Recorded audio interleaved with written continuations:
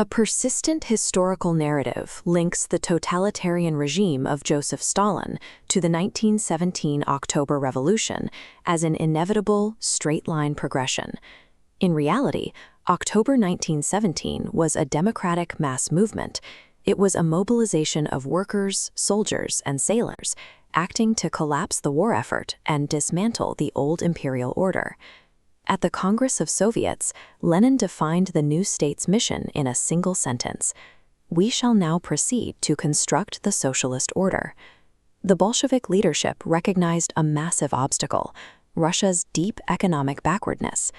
They operated on the principle that socialism could only be achieved through a high level of industrial development and shared resources.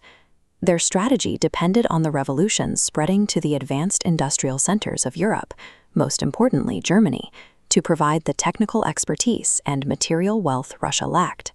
The Bolsheviks viewed the seizure of power in Petrograd as a strategic bridge to a world revolution that never materialized. The decisive moment of the 20th century occurred in Germany in 1918. As the World War ended, German workers' and soldiers' councils seized temporary control of the cities, mirroring the events in Russia a year earlier. To prevent a socialist transition, the German Social Democratic leadership allied with the military high command.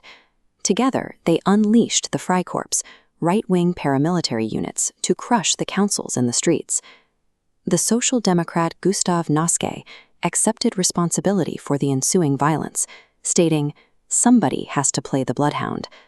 On January 15, 1919, the Freikorps captured and executed the revolution's leading theorist, Rosa Luxemburg. They simultaneously murdered her comrade, Karl Liebknecht. This double assassination effectively decapitated the German revolutionary movement. The defeat in Germany trapped the Russian Revolution within its own borders, forcing the young Soviet state into a condition of total global isolation. Isolation turned the Soviet Union into a wasteland. A brutal civil war left industry in ruins, the transport system shattered, and millions dead from combat and famine. The material consequences followed a clear chain. Economic collapse dispersed the industrial working class, creating an administrative vacuum. A parasitic bureaucratic layer expanded to fill that void, managing the distribution of scarce goods, eventually installing Joseph Stalin as its figurehead. This bureaucracy adopted the theory of socialism in one country, a nationalist program that elevated the survival of the state apparatus above the goals of the international working class. Leon Trotsky led the opposition to this nationalist turn. From exile, he issued a series of increasingly desperate warnings about the rise of Hitler and the bureaucracy's paralysis of the German Communist Party. In November 1931, Trotsky wrote that a national socialist victory would mean, first of all, the extermination of the flower of the German proletariat.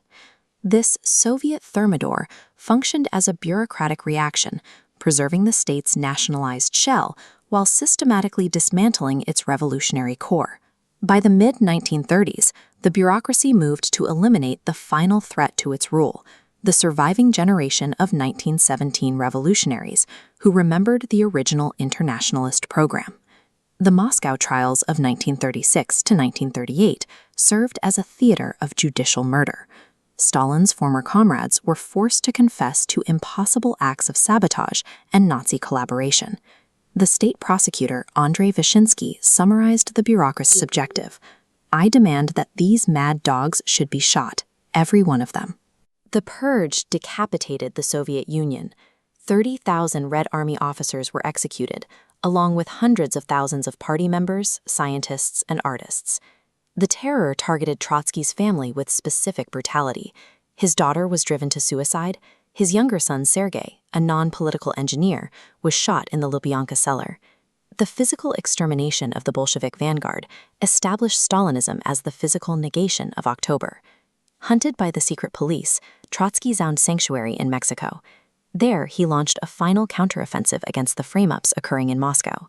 He appeared before the Dewey Commission, an independent inquiry led by the philosopher John Dewey, which meticulously dismantled every charge leveled against him in the Moscow trials.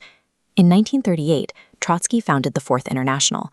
This effort aimed to preserve the continuity of the Marxist method for a new generation. The end came in August 1940. A Stalinist assassin infiltrated the Koyokon compound and struck Trotsky with an ice axe, ending the life of the revolution's co-leader. His final testament rejected the fatalism of the bureaucratic era. Life is beautiful. Let the future generations cleanse it of all evil, oppression, and violence, and enjoy it to the full. While the counter-revolution destroyed the first worker state, Trotsky's defense ensured that the political program of 1917 survived as a weapon for the future.